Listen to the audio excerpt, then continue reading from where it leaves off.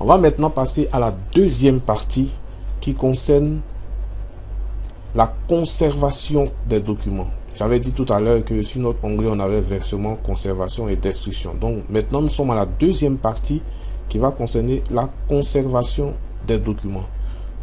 Et c'est la partie en vert.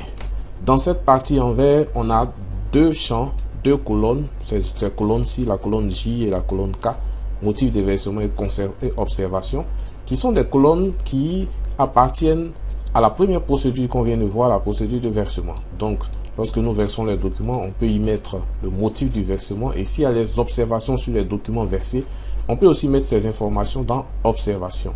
Il ne va que nous rester les autres colonnes, code, salle, rayon, tablette et position, comme vous pouvez le constater, qui concernent la localisation physique dans le dépôt des documents que nous avons réceptionnés et traités. Donc, des documents qui ont passé par le tri, le classement, ainsi de suite jusqu'au rangement.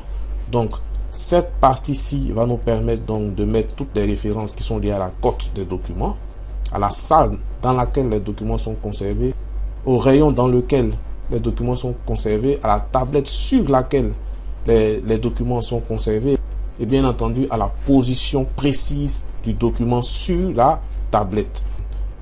Donc pour cette partie, il n'y a pas grande chose, c'est juste les références de la localisation physique des documents ainsi que la cote du document qui y seront mentionnées.